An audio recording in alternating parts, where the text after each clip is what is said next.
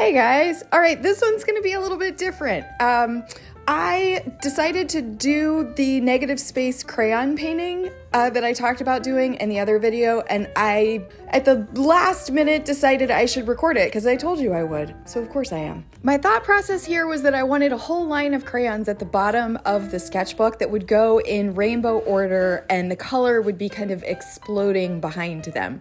And I started just drawing the crayons, and then I was like, I don't feel like drawing all of these. So I had the little test sheet of copy paper that we had painted on before, and I just cut out one of those crayons and I just traced it. And this method works really well because it'll let you visualize how the thing is gonna lay and your composition, because sometimes it can be hard to just think of that in your head and then you end up erasing a bunch of times. So that's what I did. When I was ready to paint, I started with water first because, like I said, I wanted it to look like it was like exploding with color. So I went around the first few crayons with just plain water first, and then went in with the red because, like I said, I'm doing rainbow colors because it just made sense in my head. So since this is a negative space painting, we're going around the object that we're creating with the paint. And because I did want it to look like an explosion of color, I didn't want to just take that color all the way up to the top of the page. So I'm letting it just blend into that water so that it'll have a nice soft edge. Then I moved on to the next crayon, which was orange, and you're gonna see that I just go down the line this way in Roy G. Biv preschool rainbow order, allowing the colors to sort of blend in together.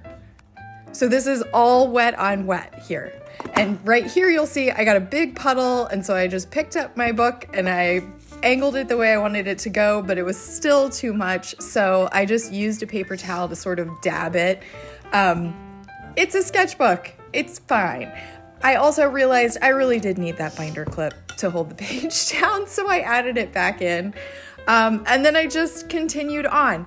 Now, if you're painting in a sketchbook like this where you're going across the pages, you do want to make sure that you soak up any extra paint that's sitting in the seam, because even with a sewn binding like this, it will start to seep through those little punctures in the paper where it's sewn together, and you may get some color on your other pages. And honestly, I did get a little bleed through on this one, but soaking up what's in that seam will definitely help. So I went all the way down the line and then realized that I had one too many crayons. I had put one too many down. So I ended up just painting over that one that I had drawn, and you won't even see it. I did erase like the little point of it that was kind of showing through the top of the paint, but mostly I just decided to ignore it because you can change your mind partway through when you're doing a sketchbook activity like this. Like this is just for fun. Now watching this back, I was like, why didn't I use crayons for this when I'm painting crayons? But I didn't. I used colored pencils. I really like these Posca colored pencils, and I think I just wanted to use them. Also, my head is in the frame a lot of the time here.